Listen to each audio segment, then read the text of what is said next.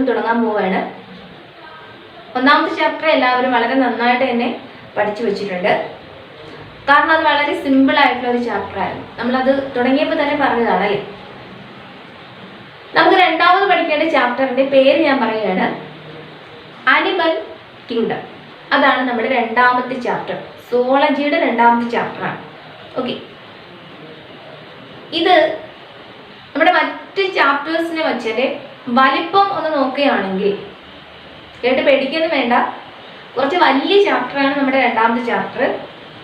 ഒരുപാട് കണ്ടൻസ് അതിനകത്ത് പഠിക്കാനുള്ളത് പോലെ നമുക്ക് തോന്നും. പക്ഷെ ചാപ്റ്റർ പഠിച്ചു തീർന്നതിന് ശേഷം നമുക്കതിൻ്റെ കണ്ടന്റ് വളരെ കുറച്ച്, അത് വളരെ എളുപ്പത്തിൽ ഈസി ആയിട്ട് പഠിക്കാനുള്ള ചില കാര്യങ്ങൾ അതിനകത്തുണ്ട്. അപ്പോൾ ആ രീതിയിൽ പരീക്ഷയ്ക്ക് വേണ്ടി നമ്മൾ പഠിക്കുമ്പോൾ അത് നമ്മൾ ഈസി ആയിട്ട് തന്നെ പഠിച്ചു വയ്ക്കും. പക്ഷെ ചാപ്റ്റർ അത് പഠിപ്പിച്ച് പോകുമ്പോൾ അതിൻ്റെ കണ്ടൻസൊക്കെ നമുക്ക് വളരെ നന്നായിട്ട് പറഞ്ഞു പോയേ പറ്റും. അപ്പോൾ തുടങ്ങാമല്ലോ. അപ്പോൾ ചാപ്റ്ററിൻ്റെ പേര് അനിമൽ കിങ്ഡം. നിങ്ങൾ ബോട്ടണിയിൽ 5 കിങ്ഡം ക്ലാസിഫിക്കേഷൻ പഠിച്ചില്ലേ? ഏതൊക്കെയായിരുന്നു 5 കിങ്ഡംസ്? ഒന്ന് ഓർത്ത് നോക്കിയേ. Very good. Kingdom Monera, Protista, fungi, plant, Animalia. അതിൽ ആദ്യത്തെ 3 കിങ്ഡം ബോട്ടണിയിൽ പഠിച്ചു കഴിഞ്ഞു, ഒരു ചാപ്റ്റർ തന്നെ. അടുത്ത കിങ്ഡം പ്ലാന്റ് എന്ന് പറയുന്ന കിങ്ഡവും ബോട്ടണിയിലെ തന്നെ അടുത്ത ചാപ്റ്റർ ആണ്. അപ്പോൾ പിന്നെ നമുക്ക് ബാക്കി വരുന്ന 5ാമത്തെ കിങ്ഡം, കിങ്ഡം അനിമേലിയാണ് അല്ലേ. അതാണ് നമ്മൾ സുവോളജിയിൽ പഠിക്കുന്ന ഈ ആനിമൽ കിങ്ഡം. ഇപ്പോൾ കാര്യം മനസ്സിലായല്ലോ. അപ്പോൾ ഇതിൽ നമുക്ക് പഠിക്കേണ്ടത് മൊത്തം ഈ ലോകത്തുള്ള എല്ലാ അനിമൽസിനെയും കൂടി, മൈക്രോബ്സിനെ നമ്മൾ ഉൾപ്പെടുത്തിയിട്ടില്ല, അല്ലാതെ അനിമൽസിനെ എല്ലാത്തിനെയും ചേർത്ത് നമ്മളൊരു പ്രത്യേക രീതിയിൽ ക്ലാസിഫൈ ചെയ്ത് വെച്ചിരിക്കുകയാണ്, തരം തിരിച്ചു വെച്ചിരിക്കുകയാണ്. നമുക്ക് പഠിക്കാനുള്ള എളുപ്പത്തിനാണ് അങ്ങനെ ക്ലാസിഫൈ ചെയ്ത് വെച്ചിരിക്കുന്നത്. ഇങ്ങനെ ക്ലാസിഫൈ ചെയ്ത് വച്ചിരിക്കുന്ന ഈ രീതി എന്ന് പറയുമ്പോൾ എന്തിലേക്കാണ് നമ്മൾ ഈ ക്ലാസിഫിക്കേഷൻ കൊണ്ടുപോയിരിക്കുന്നത്? അതിന് നമ്മൾ പറയുന്നൊരു പേരുണ്ട്, ഫൈലം ഒന്നാമത്തെ പേര്, 2 ക്ലാസസ്.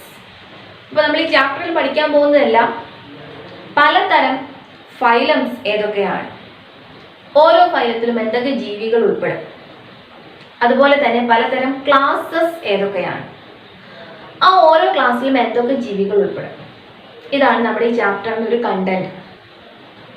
അപ്പോൾ ചാപ്റ്റർ തുടങ്ങുന്നതിന് മുമ്പ് നമുക്ക് ഈ ഫൈലം എന്നുള്ള ക്ലാസിഫിക്കേഷൻ, അതുപോലെ ക്ലാസസ് ആക്കി തിരിക്കുന്നു, ഇതിലേക്കൊക്കെ എത്തുന്നതിന് വേണ്ടിയിട്ട് കുറച്ച് അടിസ്ഥാനമായ കാര്യങ്ങൾ പഠിക്കേണ്ടതായിട്ടുണ്ട്. അത് പഠിച്ചാൽ മാത്രമേ പിന്നീട് അങ്ങോട്ട് നമുക്ക് ആ ഫൈലത്തിലേക്കും അതുപോലെ ക്ലാസ്സസും ഒക്കെ നമുക്ക് പഠിക്കാൻ പറ്റും. അപ്പോൾ ആനിമൽ കിങ്ഡത്തിനെ ഇങ്ങനെ പല രീതിയിൽ ക്ലാസിഫൈ ചെയ്യുന്നത് എന്തിൻ്റെയൊക്കെ അടിസ്ഥാനത്തിലാണ്? അപ്പോൾ ആദ്യം നമ്മൾ പറയാൻ പോകുന്നത് ക്ലാസിഫിക്കേഷന് വേണ്ടി എന്തൊക്കെ ക്യാരക്ടേഴ്സ് ആണ് നമ്മൾ എന്ത് ചെയ്തത്, സെലക്ട് ചെയ്തിട്ടുള്ളത് നോക്കാം. പ്രധാനമായിട്ടും 7 ക്യാരക്ടേഴ്സ് ആണ് നമ്മൾ ഈ ക്ലാസിഫിക്കേഷന് വേണ്ടിയിട്ട് സെലക്ട് ചെയ്തിട്ടുള്ളത്. അത് ഓരോന്നായിട്ട് ഞാൻ പറയാം. ഓർഡറിന് പഠിക്കേണ്ട, പക്ഷേ ആ ഓരോ ടേംസും ഓർക്കുക. ഓരോ ടേംസും പറയുമ്പോൾ ആ ഓരോ ടേംസിലും എന്തൊക്കെയാണ് പിന്നീട് വരുന്നതെന്നുള്ള കാര്യം കൂടെ ഓർത്തു വെച്ചിടണം. അപ്പോൾ നോക്കാം നമുക്ക്. 1, types of circulatory system. 2, levels of organisation. 3, symmetry. 4, coelom. 5, germ layers. 6, segmentation or metamerism. 7, notochord. ഒന്നുകൂടെ നോക്കാം. 7 ക്യാരക്ടേഴ്സ് ആനിമൽ കിങ്ഡത്തിനെ ക്ലാസിഫൈ ചെയ്യാനായിട്ട് നമ്മൾ സെലക്ട് ചെയ്തിരിക്കുന്ന 7 ബേസിക് ആയിട്ടുള്ള ക്യാരക്ടേഴ്സ് ആണ് നമ്മൾ പറയുന്നത്. അപ്പോൾ ഒരു തവണ കൂടി: types of circulation, levels of organisation, symmetry, coelom, germ layers, segmentation or metamerism, notochord. അപ്പൊ ഇനി ഇത് ഓരോന്നിനെ കുറിച്ചും നമ്മളൊന്ന് പറയണം. അതിലാദ്യം പറയേണ്ടത് ടൈപ്സ് ഓഫ് സർക്കുലേഷൻ. നോക്കാം. സർക്കുലേറ്ററി സിസ്റ്റം നമ്മൾ പഠിച്ചിട്ടില്ലേ? രക്തപര്യന വ്യവസ്ഥ എന്ന് മലയാളത്തിൽ പറയും അല്ലേ? എന്തൊക്കെയാണ് അതിനകത്ത് ഉൾപ്പെടുന്ന ഭാഗങ്ങൾ? ഹെർട്ട്, അതുപോലെ നമ്മുടെ ബോഡിയിലെല്ലാം മൊത്തത്തിലുള്ള ബ്ലഡ് വെസൽസ്. ഇതാണ് നമ്മുടെ സർക്കുലേറ്ററി സിസ്റ്റം എന്ന് പറയുന്നത്. അപ്പോൾ ഈ സർക്കുലേറ്ററി സിസ്റ്റം എത്ര ടൈപ്പിൽ കാണപ്പെടുന്നു? അതാണ് നമ്മൾ ആദ്യമായിട്ട് പറയാൻ പോകുന്നത്. അതാണ് ടൈപ്സ് ഓഫ് സർക്കുലേറ്ററി സിസ്റ്റം. പ്രധാനമായിട്ടും 2 തരത്തിലുള്ള സർക്കുലേറ്ററി സിസ്റ്റമാണ് നമുക്കുള്ളത്. ഒന്ന് open circulatory system, 2 closed circulatory system. 2 പേരുകൾ, ഓപ്പണും ക്ലോസ്ഡും. പിന്നെ മലയാളം കിട്ടുമല്ലോ. ഓപ്പൺ എന്ന് പറഞ്ഞാൽ തുറന്നിരിക്കുന്നത്, ക്ലോസ്ഡ് അടഞ്ഞിരിക്കുന്നത്. അപ്പോൾ തുറന്ന രക്തപര്യന വ്യവസ്ഥ, കറക്റ്റ് തന്നെ മലയാളം അങ്ങനെയാണ്. അടുത്തെന്താണ്? അടഞ്ഞ രക്തപര്യന വ്യവസ്ഥ. ഓപ്പൺ സർക്കുലേഷൻ അല്ലെങ്കിൽ ഓപ്പൺ സർക്കുലേറ്ററി സിസ്റ്റം, അതാണ് തുറന്നത്. അടുത്തതാണ് ക്ലോസ്ഡ് സർക്കുലേറ്ററി സിസ്റ്റം, അത് അടഞ്ഞതാണ്. ഓക്കെ, അപ്പോൾ ഇത് ഓരോന്നും ഇനി എന്താണ്? ഓപ്പൺ സർക്കുലേഷൻ എന്ന് പറഞ്ഞാൽ നമ്മുടെ ബ്ലഡിന്റെ സർക്കുലേഷൻ ബോഡിക്കുള്ളിൽ നടക്കുന്നത് ഓപ്പൺ ആയിട്ടായിരിക്കും. അതായത് ബ്ലഡ് ഫ്ലോ ചെയ്യുന്നതിന്, ബ്ലഡ് ഒഴുകുന്നതിന് പ്രത്യേകമായിട്ട് ബ്ലഡ് വെസൽസ് ഒന്നും തന്നെ പൂർണ്ണമായും ഡെവലപ്പ് ചെയ്തിട്ടില്ല ബോഡിക്കുള്ളിൽ. അപ്പോൾ എന്ത് ചെയ്യും? ബോഡിക്കകത്ത് ബ്ലഡ് ഇങ്ങനെ നിറഞ്ഞു കിടക്കും അല്ലേ? അപ്പോൾ നമ്മുടെ ഇന്റേണൽ ഓർഗൻസ് ഒക്കെ ഏതിലിങ്ങനെ മുങ്ങിക്കിടക്കുകയായിരിക്കും? ഈ ബ്ലഡിൽ മുങ്ങിക്കിടക്കുകയായിരിക്കും. അപ്പോൾ സംഭവം പിടികിട്ടിയല്ലോ. അപ്പോൾ എന്താ ഓപ്പൺ സർക്കുലേഷൻ? വളരെ സിമ്പിൾ ആയിട്ട് നമുക്ക് എങ്ങനെ പറയാം? ഓപ്പൺ സർക്കുലേഷനിൽ എന്ത് ഡെവലപ്പ് ചെയ്തിട്ടില്ല എന്ന് നോക്കുക. Blood vessels are not developed അല്ലെങ്കിൽ പുവർലി ഡെവലപ്ഡ്. പുവർലി എന്ന് പറഞ്ഞാൽ പാവപ്പെട്ട അർത്ഥം എടുത്തുകളല്ല കേട്ടോ. എന്താ പുവർലി ഡെവലപ്ഡ്? നന്നായിട്ട് ഡെവലപ്പ് ചെയ്തിട്ടില്ല. പിന്നെ നമ്മൾ പറഞ്ഞത് ബ്ലഡ് എവിടെ ഫില്ല് ചെയ്തിരിക്കുന്നത്, എവിടെ നിറഞ്ഞു കിടക്കും? ബോഡിക്കകത്ത്. ബോഡിക്കകത്തുള്ള സ്പേസ് ഉണ്ടല്ലോ, നമ്മുടെ എവിടെയെങ്കിലും കീറി മുറിച്ചൊക്കെ നോക്കിയാൽ അകത്ത് കുറച്ച് സ്ഥലമില്ല. അതിന് നമ്മുടെ ബോഡിക്കകത്ത് സ്പേസ്, ബോഡിക്കകത്തൊരു ക്യാവിറ്റി. ആ ഒരു സ്പേസിൽ ബ്ലഡ് എന്ത് ചെയ്യുന്നു? നിറഞ്ഞു കിടക്കുന്നു. ഇനി നമ്മുടെ ഇന്റേണൽ ഓർഗൻസ് ഒക്കെ എന്തിൽ മുങ്ങിക്കിടക്കും? ഈ ബ്ലഡിൽ മുങ്ങിക്കിടക്കും അല്ലെ? ഇങ്ങനെ ബ്ലഡ് ഫിൽഡ് ആയിട്ടുള്ള ബോഡി ക്യാവിറ്റി ഞാൻ ഇപ്പൊ പറഞ്ഞല്ലോ, ബോഡിക്കകത്ത് ബ്ലഡ് ഫിൽ ചെയ്ത് പറഞ്ഞല്ലോ. അപ്പൊ ഈ ബ്ലഡ് ഫിൽഡ് ബോഡി ക്യാവിറ്റി നമുക്കൊരു പേര് വിളിക്കാം. ഹീമോസീൽ എന്നാണ് വിളിക്കുന്നത്. ആ 1 വേർഡ് പഠിക്കണം. Haemocele. What is haemocele? Blood filled body cavity is called haemocele. ഇങ്ങനെ ഓപ്പൺ സർക്കുലേഷൻ കാണിക്കുന്ന വളരെ നമുക്ക് പെട്ടെന്ന് നമുക്ക് അറിയാൻ പറ്റുന്ന ഒരു ജീവിയാണ് പാറ്റ, കോക്രോച്ച്. ഓക്കെ, അപ്പോൾ പാറ്റയ്ക്ക് ബ്ലഡ് വെസൽസ് ഒന്നും എന്ത് ചെയ്തിട്ടില്ല, നന്നായിട്ട് ഡെവലപ്പ് ചെയ്തിട്ടില്ല, ഇല്ല എന്ന് തന്നെ പറയുന്നതാണ് ശരി. അപ്പോൾ പാറ്റയുടെ ബോഡിക്കകത്ത് ബ്ലഡ് നിറഞ്ഞു കിടക്കുകയാണ്. പക്ഷെ നമ്മൾ പഠിച്ചിട്ടുണ്ടല്ലോ, പാറ്റയുടെ ബ്ലഡിന് ചുവന്ന കളർ ഉണ്ടോ? ഇല്ല. ഓക്കെ, പിന്നെ എന്താണ്? വെള്ള നിറമാണ് അല്ലേ? വെളുത്ത നിറം ബ്ലഡ്. അതിന്റെ കാരണമൊക്കെ നമുക്ക് പിന്നെ പറയാം. RBC എന്ന് പറയുന്ന ചുവന്ന രക്തകോശങ്ങൾ അല്ലെങ്കിൽ ചുവന്ന നിറം കൊടുക്കുന്ന പിഗ്മെന്റ് എവിടെ ഇല്ല? പാറ്റയുടെ ബ്ലഡിൽ ഇല്ല. അതുകൊണ്ടാണ് റെഡ് കളർ കിട്ടാറ്. അപ്പൊ അതൊക്കെ അവിടെ നിൽക്കിട്ട് നമുക്കൊന്നും വേണ്ട. അപ്പൊ ഓപ്പൺ സർക്കുലേഷൻ എക്സാമ്പിൾ പഠിച്ചു, കോക്രോച്ച്. രണ്ടാമത്തേത് ക്ലോസ്ഡ് സർക്കുലേറ്ററി സിസ്റ്റം, അടഞ്ഞ അല്ലെ സർക്കുലേഷൻ. അപ്പൊ തുറന്നതിൽ ബ്ലഡ് വെസൽസ് ഇല്ല നമ്മൾ പഠിച്ചല്ലോ. അപ്പൊ എന്തായിരിക്കും അടഞ്ഞത്? അതെ, ക്ലോസ്ഡ് സർക്കുലേറ്ററി സിസ്റ്റത്തിൽ എന്ത് കാണും? Blood vessels are well developed. Blood flow ചെയ്യാൻ കൃത്യമായിട്ടും എന്തുണ്ട്? ബ്ലഡ് വെസൽസ് കാണപ്പെടുന്നുണ്ട്. ഓക്കെ, ഈ ബ്ലഡ് വെസൽസിലൂടെയാണ് എന്തിന്റെ ഫ്ലോ നടക്കുന്നത്? ബ്ലഡിന്റെ ഫ്ലോ നടക്കുന്നത്. അപ്പൊ ബോഡി ക്യാവിറ്റിക്കകത്ത് ബ്ലഡ് ഫില്ല് ചെയ്ത് കിടക്കുമോ? ഇല്ല. പിന്നെ നമുക്ക് ബ്ലഡ് കാണണമെങ്കിൽ എവിടെയെങ്കിലുമൊക്കെ മുറിച്ചൊക്കെ നോക്കണം അല്ലേ? അങ്ങനെയാണെങ്കിലേ കാണാൻ പറ്റും. ഇനി ക്ലോസ്ഡ് സർക്കുലേഷൻ എക്സാമ്പിൾ ഞാൻ പറയണ്ടല്ലോ. നമ്മളൊക്കെ എന്താണ്? ക്ലോസ്ഡ് സർക്കുലേഷൻ എക്സാമ്പിൾ ആണ് ഹ്യൂമൻ ബീങ്സ് ഒക്കെ. ഈ ബ്ലഡ് വെസൽസ് നമ്മൾ പല പേരുകളിലൊക്കെ വിളിക്കുമല്ലോ. എന്തൊക്കെയുണ്ട്? Arteries, veins, capillaries. അതിനൊക്കെ മലയാളമൊക്കെ അറിയാലോ. സിര, ധമനി, ലോമിക എന്നൊക്കെ വിളിക്കും അല്ലേ? അപ്പൊ നമുക്ക് മലയാളം പേരുകളൊക്കെ നമുക്ക് ഓർക്കണം, പക്ഷേ ഇംഗ്ലീഷ് പേരുകളൊന്നും പഠിച്ചു പോകണം കേട്ടോ. ആർട്ടറീസ്, വെയിൻസ്, ക്യാപ്പിലറീസ്, ഇതാണ് നമ്മുടെ ബോഡിയിൽ കാണുന്ന ബ്ലഡ് വെസൽസ്. ഓക്കെ, അപ്പോൾ ടൈപ്സ് ഓഫ് സർക്കുലേഷൻ നമുക്ക് ഇത്രേ പറയാനുള്ളൂ. മനസ്സിലായോ? രണ്ട് സർക്കുലേഷൻ്റെ പേരും അതെന്താണെന്നും ഒന്ന് ഓർത്തു വയ്ക്കണം. ഇനി രണ്ടാമത്തെ ക്യാരക്ടർ, ലെവൽസ് ഓഫ് ഓർഗനൈസേഷൻ. നമ്മൾ ഫസ്റ്റ് ചാപ്റ്ററിൽ നമ്മളൊരു പ്രത്യേക ഒരു ഓർഡർ, നമ്മൾ സെൽസിന്റെ അറേഞ്ച്മെന്റ്, സെല്ലുലാർ ഓർഗനൈസേഷൻ എന്നൊക്കെ പറഞ്ഞിട്ട് ഒരു ക്യാരക്ടർ പഠിച്ചത് ഓർമ്മയുണ്ടോ? അപ്പൊ നമ്മളവിടെ പറഞ്ഞില്ലേ, അതായത് ഏറ്റവും ബേസിക് ആയിട്ടുള്ള ഘടകം സെൽസ് ആണ്. സെൽസ് കൂടി ചേർന്ന് ടിഷ്യൂ ഉണ്ടാകുന്നു, അതുപോലെ ടിഷ്യൂസ് കൂടി ചേർന്നിട്ട് ഓർഗൻ ഉണ്ടാകും, ഓർഗൻസ് കൂടി ചേരുമ്പോൾ ഓർഗൻ സിസ്റ്റം ഉണ്ടാകും. അങ്ങനെയുള്ള ഒരുപാട് ഓർഗൻ സിസ്റ്റംസ് ചേരുമ്പോഴാണ് ഒരു ഓർഗാനിസം ആയിട്ട് മാറുന്നതെന്ന് പറഞ്ഞല്ലേ. ആ ഒരു ഓർഡർ നമുക്ക് ഇവിടെ ഒന്ന് ഓർക്കണം. ലെവൽസ് ഓഫ് ഓർഗനൈസേഷനെ നമുക്ക് 4 ആയി തിരിക്കാം. ആ പേരുകൾ നോക്കാം. 1, cellular level of organisation. 2, tissue level of organisation. 3, organ level of organisation.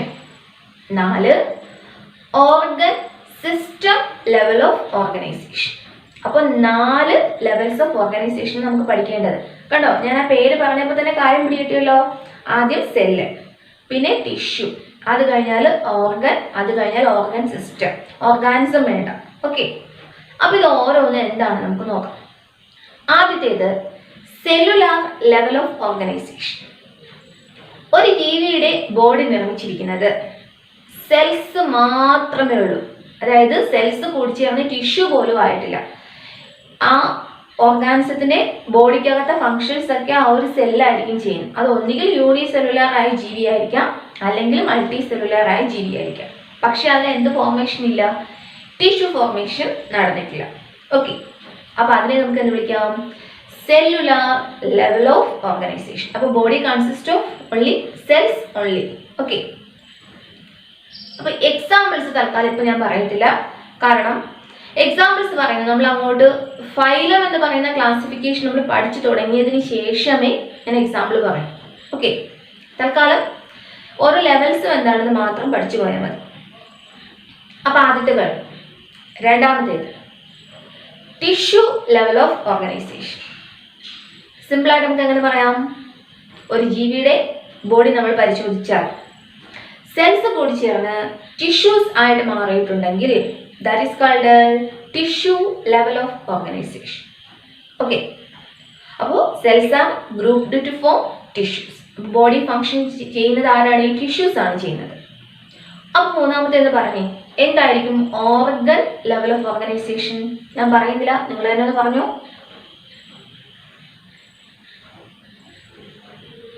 കണ്ടോ, ഏകദേശം കാര്യം പിടി കിട്ടിയല്ലോ. പറഞ്ഞ വളരെ ശരിയാണ്.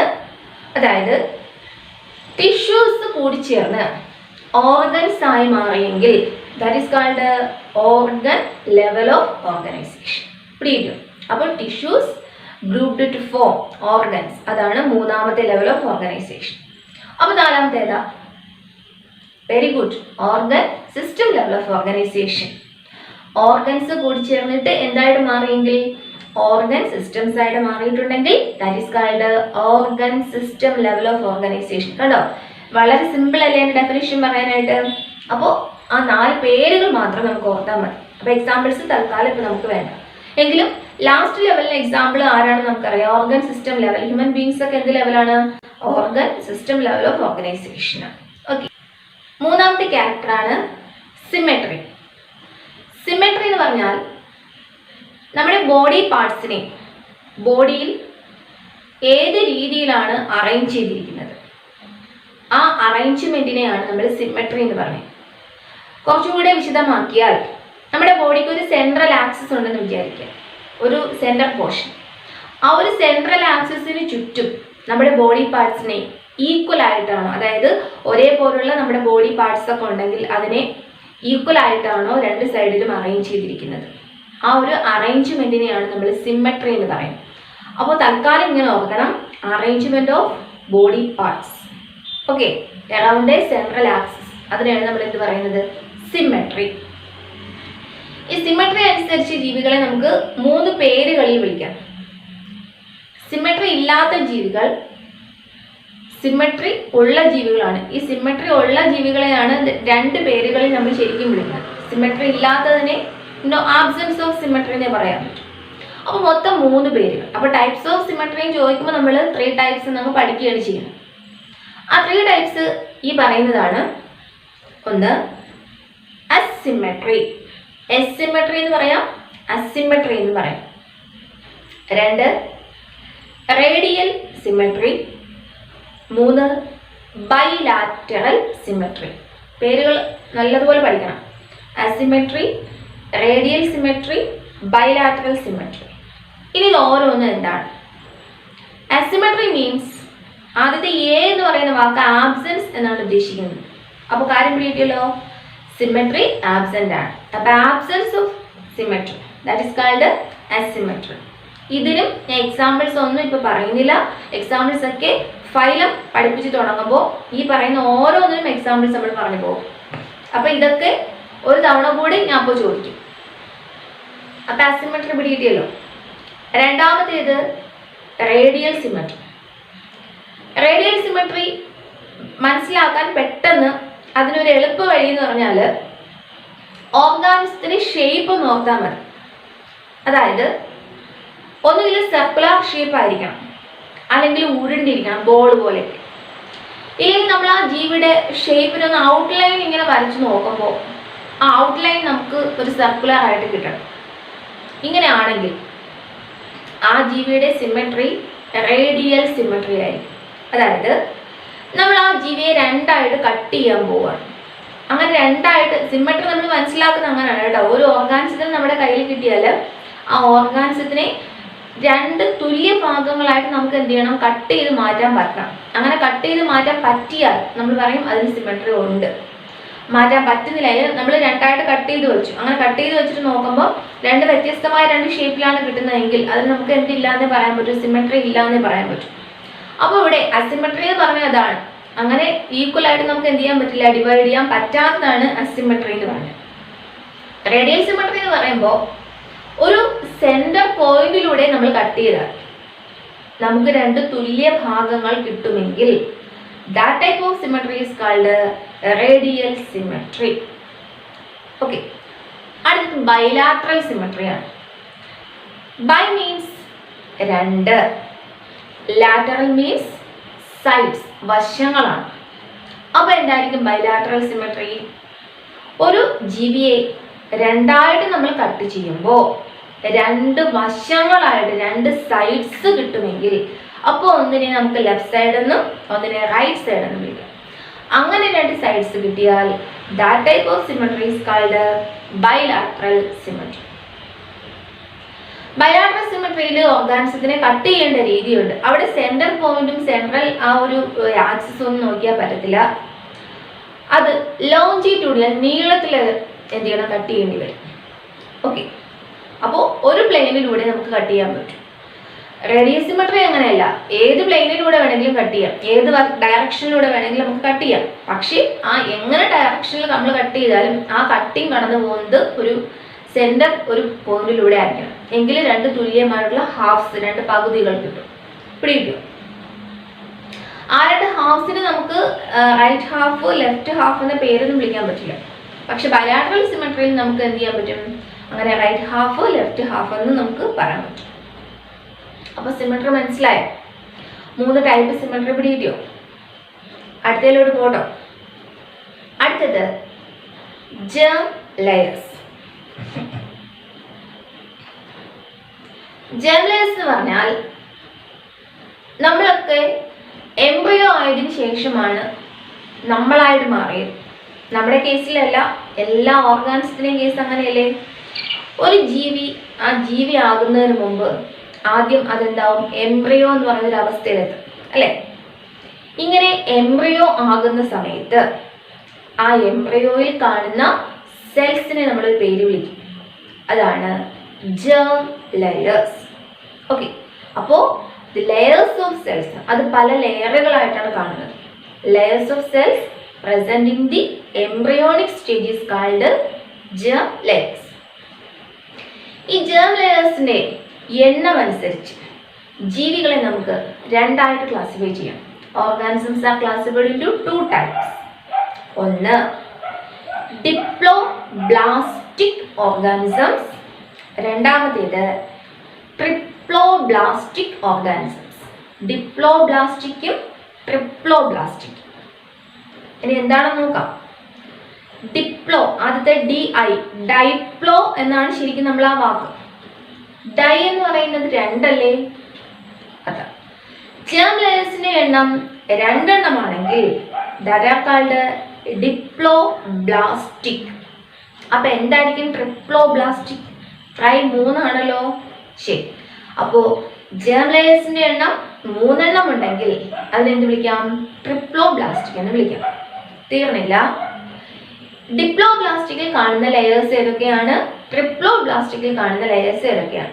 ആ പേര് കൂടെ നമുക്ക് വേണം. ഡിപ്ലോബ്ലാസ്റ്റിക്കിലെ ജേം ലെയേഴ്സ്: ഔട്ടർ എക്ടോഡെർം, പുതിയ വാക്കാണ്. ഇന്നർ എൻഡോഡെർം. അപ്പൊ എന്തൊക്കെയാണ്? എക്ടോഡെർം, എൻഡോഡെർം, 2 ലെയർ. ട്രിപ്ലോബ്ലാസ്റ്റിക്കിൽ ഇത് 3 ലെയറാണ്. ഡിപ്ലോബ്ലാസ്റ്റിക്കിൽ പറഞ്ഞ 2 ലെയറും ഉണ്ട്, അതുകൂടാതെ 1 ലെയർ കൂടെ ഉണ്ട്. അപ്പോൾ എന്തൊക്കെ പറയണം? ഔട്ടറിൽ എക്ടോഡെർം ഉണ്ട്, ഏറ്റവും ഉള്ളിൽ ഇന്നറിൽ ആരുമുണ്ട്? എൻഡോഡെർം ഉണ്ട് അല്ലേ? ഇതിന് രണ്ടിനും ഇടയ്ക്ക് മിഡിലായിട്ട് 3ാമതൊരു ലെയറും കൂടെ ഫോം ചെയ്യുന്നു. That is called mesoderm. അപ്പോൾ ട്രിപ്ലോബ്ലാസ്റ്റിക്കിലെ ലെയേഴ്സ് ഏതൊക്കെയാണ്? Ectoderm, middle mesoderm, inner endoderm. ഈ 3 ജേം ലെയേഴ്സിൽ നിന്നാണ് നമ്മുടെ ബോഡിയിലെ എല്ലാ ഓർഗൻസും എന്ത് ചെയ്യുന്നത്? ഡെവലപ്പ് ചെയ്യുന്നത്. അപ്പൊ ജേം ലെയേഴ്സിന്റെ ഇമ്പോർട്ടൻസ് മനസ്സിലായല്ലോ. അപ്പൊ ഇതാണ് ജേം ലെയേഴ്സിനെ കുറിച്ച് നമുക്ക് പഠിക്കേണ്ടത്. അപ്പൊ ഇതുവരെ പറഞ്ഞ ആ ക്യാരക്ടേഴ്സ് മാത്രം ഞാൻ ഒന്നുകൂടെ ഒന്ന് ഓർമ്മിപ്പിക്കുകയാണ്. നമുക്ക് 7 ക്യാരക്ടേഴ്സ് പഠിക്കാനുള്ളതിൽ 4 എണ്ണമാണ് നമ്മളിപ്പോൾ പറഞ്ഞത്. Types of circulation, levels of organisation, symmetry, germ layers. 5ാമത്തെ ക്യാരക്ടർ സീലം. സീലത്തിന്റെ സ്പെല്ലിംഗ് ഒന്നും തെറ്റിക്കരുത് കേട്ടോ. COE ആണ്. അപ്പൊ കോയിലം എന്നൊന്നും വായിക്കരുത്. ആ COE സി നീട്ടിയാണ് വായിക്കുക. സീലം. സീലം എന്ന വാക്കിന്റെ മീനിങ് ബോഡി ക്യാവിറ്റി എന്നാണ്. ബോഡിക്കകത്തെ ക്യാവിറ്റി, സ്പേസ്, അതാണ് സീലം. പക്ഷേ ബോഡിക്കകത്തുള്ള എല്ലാ സ്പേസിനെയും നമുക്ക് സീലം എന്ന പേര് വിളിക്കാൻ പറ്റില്ല. സീലം എന്ന് ഒരു ബോഡി ക്യാവിറ്റിയെ വിളിക്കണമെങ്കിൽ അതിന് ചില പ്രത്യേകതകൾ ഉണ്ടായിരിക്കണം. അപ്പൊ അതാണ് നമ്മൾ ഇത് പറയാൻ പോകും. അപ്പൊ what is coelom? Body cavity is called coelom. സീലത്തിനെ അത് ഫോം ചെയ്യുന്ന പ്രത്യേകതകൾ അനുസരിച്ച് 3 പേരുകളിൽ വിളിക്കും. ഒന്ന് അസീലം, എസീലം എന്ന് പറയാം. 2 സ്യൂഡോസീലം. 3 യുസീലം. യുവിന്റെ സ്പെല്ലിംഗ് കണ്ടോ? EU. നമ്മൾ യു ക്യാരിയോട്ട് എന്ന് പറയുന്ന പോലെ യുസീലം. ഇത് ഓരോന്നായിട്ട് നോക്കാം. ആദ്യത്തേത് എസീലം. അസിമെട്രിക്ക് നമ്മൾ ആബ്സെൻസ് ഓഫ് സിമെട്രി എന്ന് പറയുന്നത് ഓർമ്മയുണ്ടോ? അതേപോലെ അസീലം എന്ന് പറഞ്ഞാൽ ആബ്സെൻസ് ഓഫ് സീലം. അപ്പൊ സീലം ആബ്സെന്റ് ആണെങ്കിൽ അതിനെ വിളിക്കുന്ന പേര് അസീലം. അപ്പൊ നേരത്തെ ഞാൻ പറഞ്ഞു എല്ലാ ബോഡി ക്യാവിറ്റിയെയും നമുക്ക് ഏത് പേര് വിളിക്കാൻ പറ്റില്ല?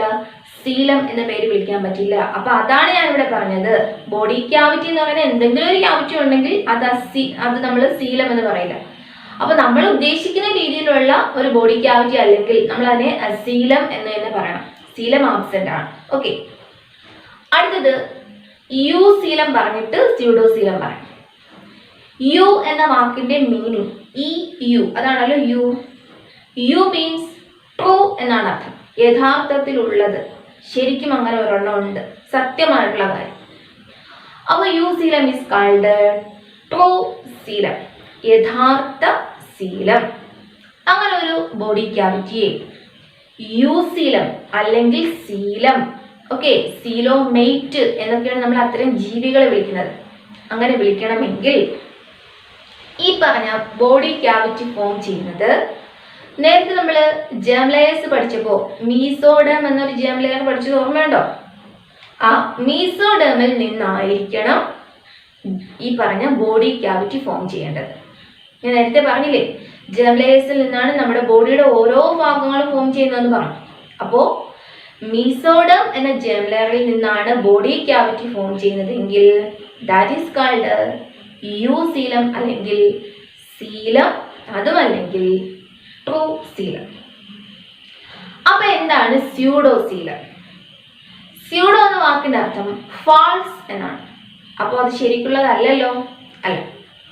അപ്പോൾ സ്യൂഡോസീലം മീൻസ് ഫാൾസ് സീലം. അതൊരു കള്ളത്തരത്തിൽ അത് സീലം എന്ന് പറഞ്ഞിരിക്കുകയാണ് നമുക്ക് പറയാം, അല്ലേ? അപ്പോൾ സ്യൂഡോസീലം എന്തിൽ നിന്നല്ല ഫോം ചെയ്യുന്നത്? മീസോഡേം എന്ന ജേം ലെയറിൽ നിന്നല്ല ഫോം ചെയ്യുന്നത്. പിടികിട്ടിയോ? അതുകൊണ്ടാണ് നമ്മൾ അതിനെ എന്ത് വിളിക്കുന്നത്? സ്യൂഡോസീലം. അപ്പോൾ ഒന്നുകൂടി, സീലം എന്ന് പറഞ്ഞാൽ ബോഡി ക്യാവിറ്റി. ഈ ബോഡി ക്യാവിറ്റി എവിടെ കാണണമെന്നും കൂടെ ഒന്ന് ഓർത്തു വെക്കുക. Between body wall and alimentary canal.